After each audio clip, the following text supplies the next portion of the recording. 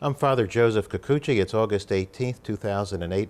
I'm here with my dear friend Ann Rice, author of Christ the Lord Out of Egypt, Christ the Lord, The Road to Cana, and most recently, Called Out of Darkness, A Spiritual Confession. Ann, it's good to be with you. It's wonderful to be with you, Father Joe. Thank you for doing this. Oh, you're welcome. Thanks for having me. Ann, we grew up in a Catholic church that grows out of 2,000 years of tradition in appealing to the senses to point to things that are not really accessible to the senses. And our church is filled with sounds and scents and touch feelings, visual images. You grew up immersed in that. How did that influence your early writings? Oh, boy. I think the influence of my religion on my writing has been total because, as I describe in Called Out of Darkness, my earliest memories are of beauty, just undiluted beauty. The beauty of St. Alphonsus Church, this enormous church that we'd step into out of the, we'd go from the hot sun beating down on treeless Constant Street through those doors into this huge, cool, magnificent church filled with gorgeous stained glass windows, beautiful, vivid paintings of our Lord and the saints, beautiful crucifix of Christ dying for us on the cross, the Our Lady of Sorrows at the foot of that cross. All of these things were part of my daily life, going and visiting that church, being in that church, kneeling there and saying prayers. And of course, as you mentioned, we had the scent of the flowers, we had the scent of the wax candles burning all over the church, we had the flicker of the candles. All those things had a profound effect upon me long before I ever learned how to read. And all my life I carried with me that sense of beauty, that sense of richness, that sense that life included that richness. Life wasn't just going downtown to shop. Life wasn't just whether you got wall-to-wall carpet or a Congolian rug for the kitchen. Life was filled with the beauty of God and His creation and all of these wonderful, magnificent images and pictures and representations of God. And one thing that I emphasize in the book, and I think it's very important to say this for our Protestant brothers and sisters, is we never worshiped those images. We never worshiped a statue of Mary or a crucifix or a picture of Jesus. We knew that those were representations. From the earliest time, we knew they were symbols. And I've thought that one way to explain that to our Protestant brothers and sisters is perhaps to compare it to the American flag. We're all taught to venerate the flag. We wouldn't trample on it. We wouldn't burn it. We handle the flag with care, but we don't worship the flag. And that's how we feel about our statues.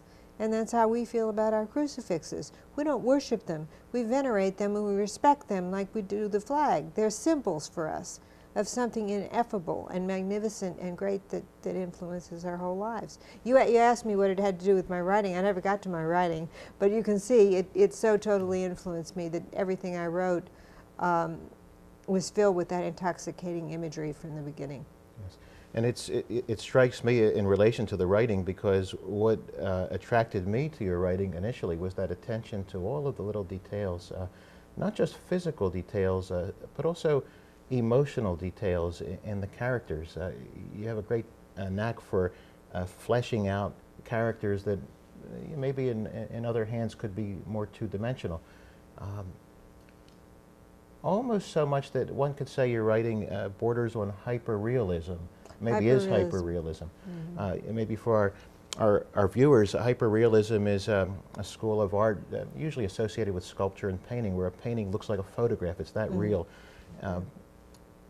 In writing a memoir where you're the main character, what special challenges were there since you had been writing so hyper-realistically, but now you're the main character? Well, I tell you, I found the memoir very, very, very difficult to write. I did not want to go back to the pain. I didn't mind going back to the pleasure and the beauty, but I didn't want to go back to the pain of being a little child and all the frustrations associated in my mind with being a little child.